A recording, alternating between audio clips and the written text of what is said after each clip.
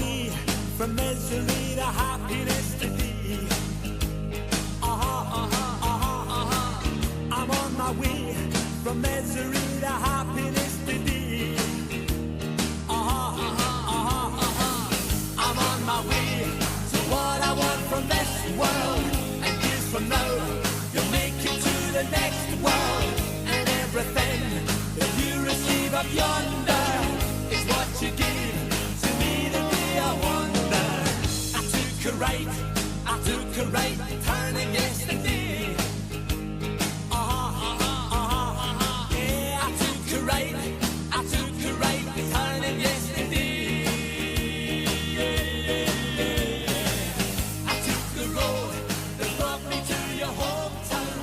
I took the bus to streets that I could walk down.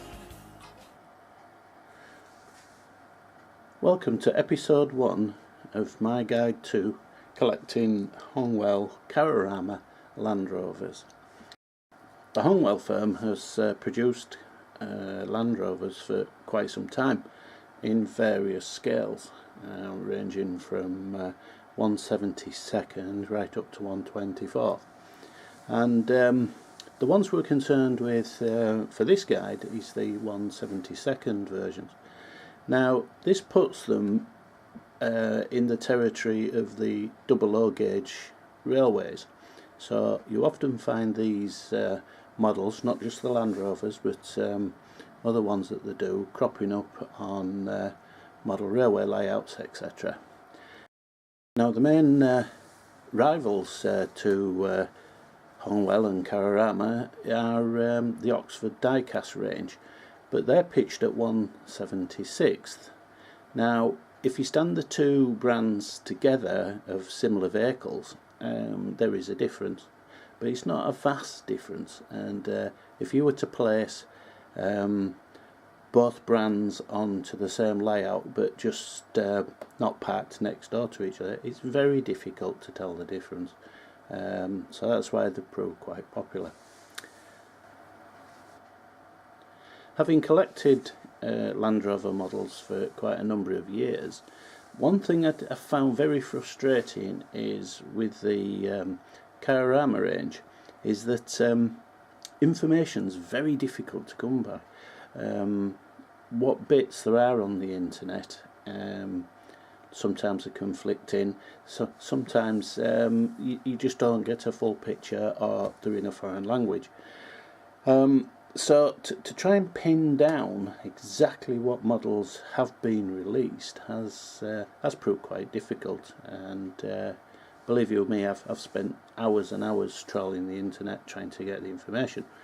But over a period of time, just little snippets come your way, and I thought it might be of some use to you guys if I just told you what I've learned. I dare say there's some of you out there have got information on things that I'm not aware of, but it all goes to making a hobby more interesting. Cararama's production has spanned a lot of years, and on the face of it, what looked to be, you could have 5 models all of the same subject, but because they've been produced at different times, there are quite big differences in them if you know what to look for. So the aim of this guide, whilst not being totally definitive, is to give you some insight into what to look for and where to look for it. And the only thing we won't cover particularly is packaging. Packaging has come in so many different forms, and one of the problems when you collect models, I'm sure many of you have run into this, you soon run out of space. Now if you have to keep all the packaging for everything, it just compounds the problem.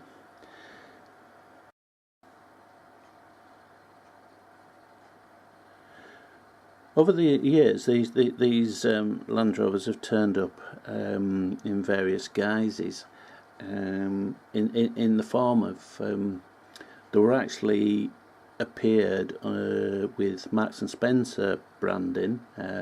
You could get 3 packs of military based Land Rovers.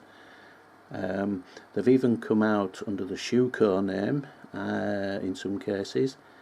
Hongwell, Cararama and Abrex. So it seems that they've pitched all these models for different markets, and inevitably over the years changes in the way they've made things, possibly cost-cutting exercises, possibly just that they didn't need to be so finely detailed. So there's a lot out there to choose from. So on the face of it, you look at 2 models and think they're the same, but they're not. The 2 in front here, just for demonstration purposes, wheels. These are the early wheels, where you've got the nicely defined wheels with the cutouts, etc. Whereas the second generation of wheels are more solid, filled in, less defined. You get changes where some of the wheels are body coloured, some are just plain silver. They have over the years run with 2 registration numbers. One begins WWX and another one begins GPX. They can appear with either, so that gives you another mix of changes that to add into the list. You can find that you can have up to 5 or 6 variations of any one model when you add in all the combinations that are possible to have. If we look at the bottom, so I'll just turn that one and that one. As you can see, this model has all the axles and the exhaust picked out in silver paint. That one it doesn't. That is another variation that seems to have appeared.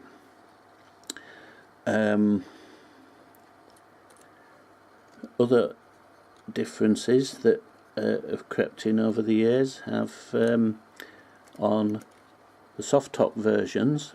This is a hard top, but on a soft top version, the rear window on some can be clear plastic, you can see through. Others it's just a painted on.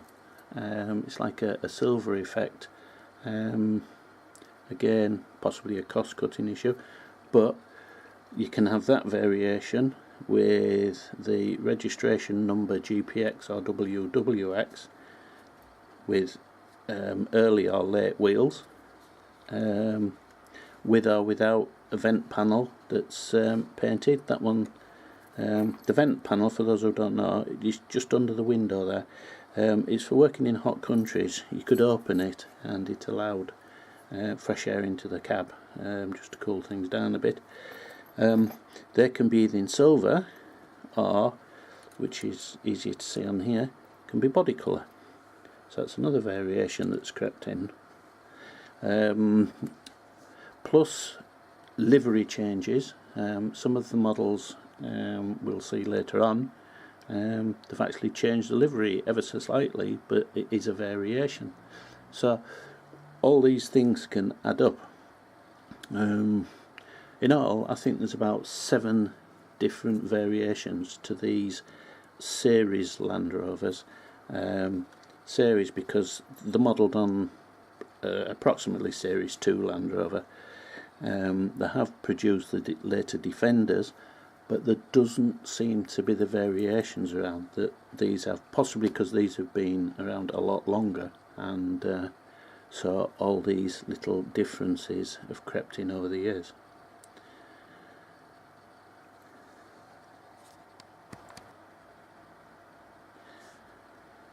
Right, when it comes to body styles, as we've seen, they do the soft top with frames, or pickup, shall we say, with frames, which is that fella. They do a hard top, which is that one.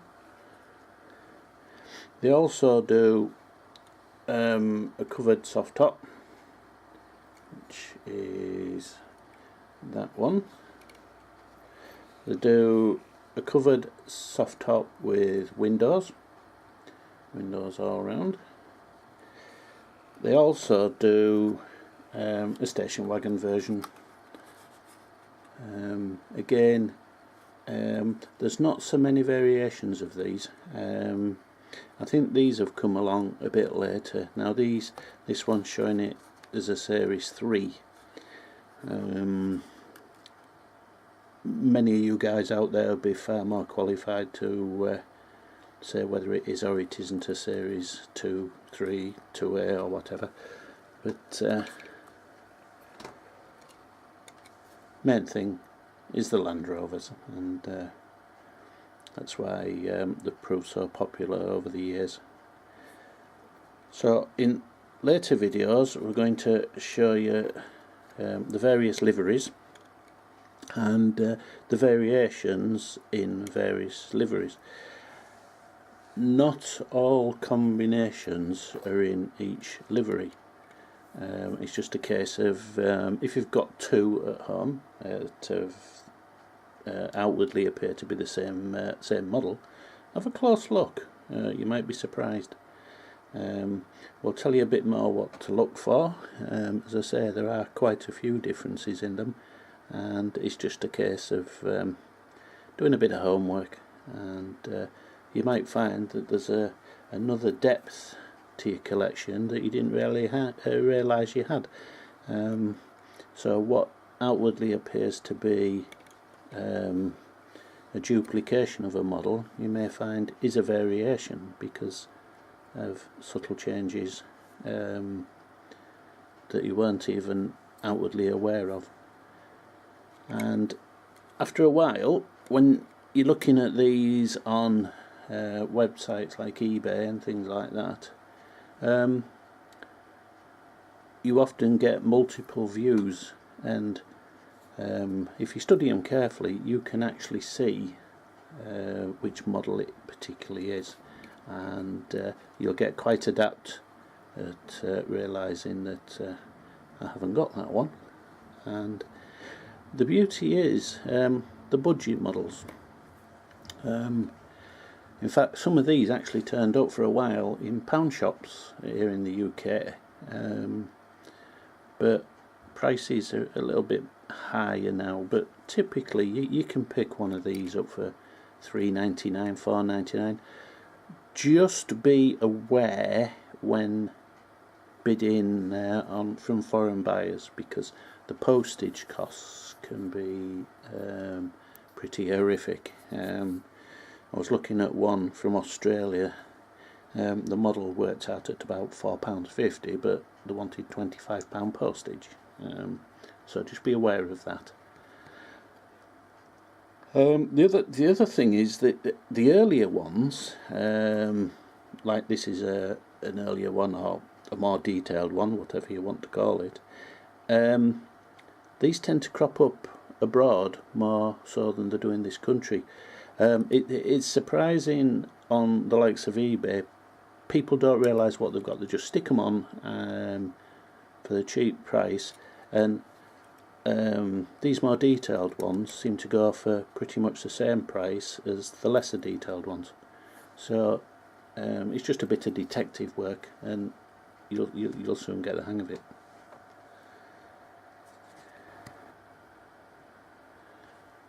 So I hope I've whetted your appetite, and if you want to join us in episode 2, we'll take a closer look at a couple of the models, and we'll go through what the differences are that are out there that I've found.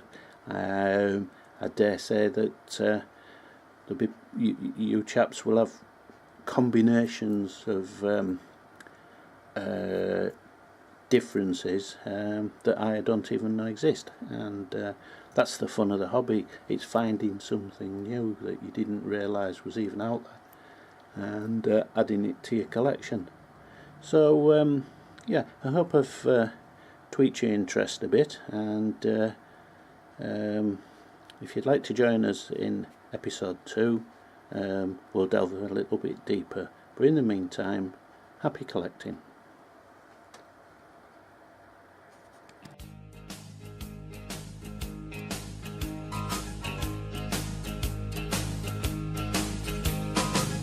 I'm on my way from misery to happiness to thee.